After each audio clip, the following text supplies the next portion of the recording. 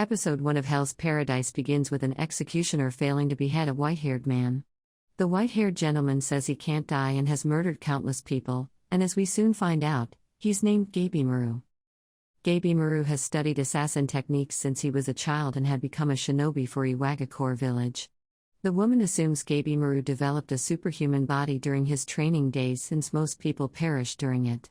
Gabimaru confirms the executioner was weak, so he didn't have to rely on using ninjutsu.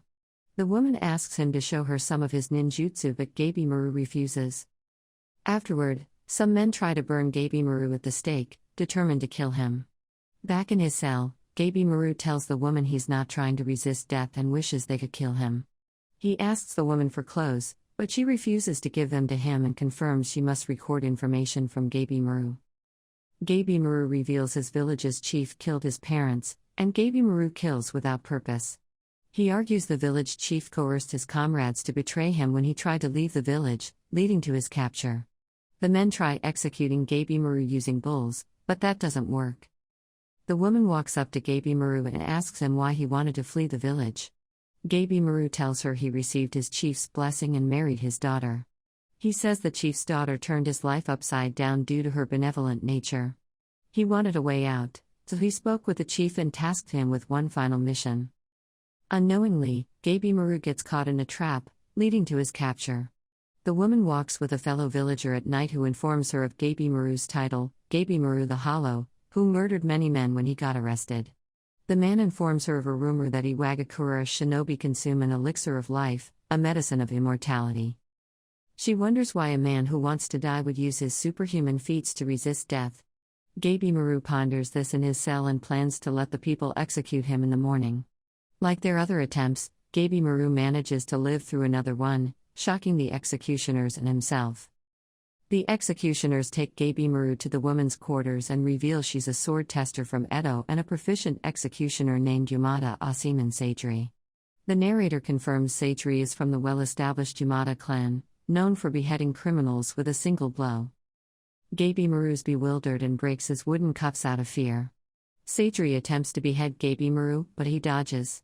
She confirms she's witnessed many different reactions from people before their demises. Seijiri knows that Gabimaru has an attachment to life despite him saying he doesn't. She believes he harbors strong feelings for his wife. Gabimaru grabs a sword and clashes blades with Seijiri. As he does, we end up with a flashback depicting Gabimaru's wife telling him he isn't a hollow, but Gabimaru argues that he is because he's grown accustomed to witnessing cruelty. His wife says he's a kind person inside and argues that she wishes they could live ordinary lives. She wanted to pursue this goal, but her father was so against her wishes that he burned her face to make her give up. She kisses him on the lips and he blushes, proving her point that he's not an emotionless human being. Gabimaru engages in a sword bout with Seijiri in the present. He argues he's a heartless scoundrel who could never be human. It's revealed that Gabimaru wanted to leave his killing position behind, so he and his wife could live a quiet life. This is what he spoke with the chief about, and this is what led to everything mentioned above. Before Gabimaru strikes at Seijiri, she whips out a scroll in front of him. It's a pardon that will wipe away Gabimaru's charges and grant him the shogun's protection. However, Gabimaru must travel to the underworld. There is a land called Shinsenkyo, a place brimming with joy and said to hold the immortality-granting elixir of life. The shogunate sent people to retrieve the elixir, but no one returned alive. Due to people returning in flower-like forms, the shogunate assigned people to hunt down death row convicts from over the country and send them to this island to retrieve the elixir. Whoever retrieves it will be pardoned. Seijiri confirms that was her mission and that Gabimaru's wife is still alive in Iwagakure. If Gabimaru ever wants to reunite with his wife, he must travel to Shinsenkyo to compete against other convicts for the elixir. After hearing her tale, the men on her side turn against Seijiri since they feel there are other men she can pick out. Gabimaru thinks it over and demonstrates his ninjutsu capabilities on the men surrounding them. Gabimaru uses his ninpo, ascetic blaze technique to wipe out his enemies and accepts Seijiri's offer. Seijiri says they'll head to Edo first for unspecified reasons. Although Gabimaru questions her decision, he plans to play along. The episode concludes with Gabimaru saying he'll do whatever it takes to see his wife again. Episode 2 of Hell's Paradise begins with Satori reminiscing about a beheading she witnessed at a young age for a condemned storyteller. She remarks how she made it her goal to duplicate his stroke. When she's older and executes a person, Satori has a delusion about the man she murdered. A swordsman tells her to work on repelling her doubt and fear to become a better swordsman. As she continues executing, Satori wonders how to eliminate doubt and fear from her heart like her father. Satori and Gabimaru arrive near Edo to meet the shogunate Tokugawa Nariyoshi and the other condemned criminals.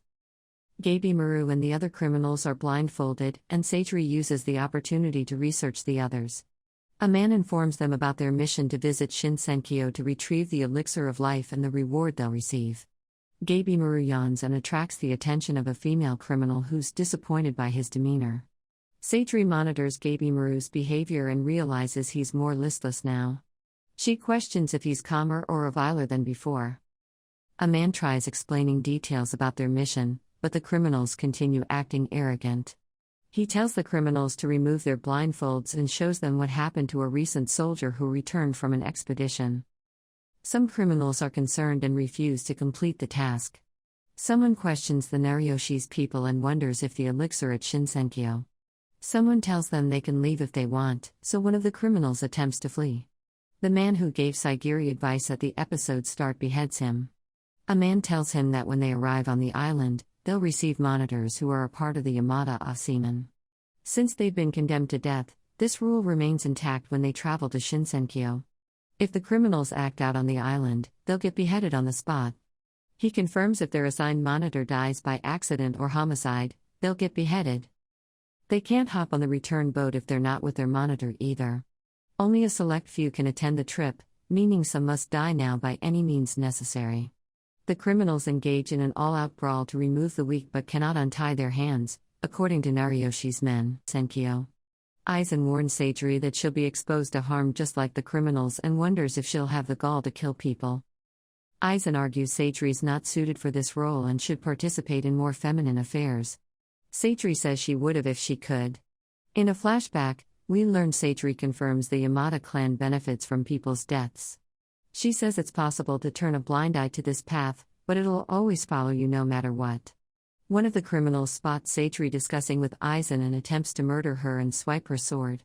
Despite her qualms, Satori executes the criminals with her blade.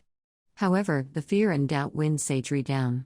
Gabimaru approaches the shogunate and his men and tells them that killing people is never okay. He asks if they can conjure another method to remove people from the trip.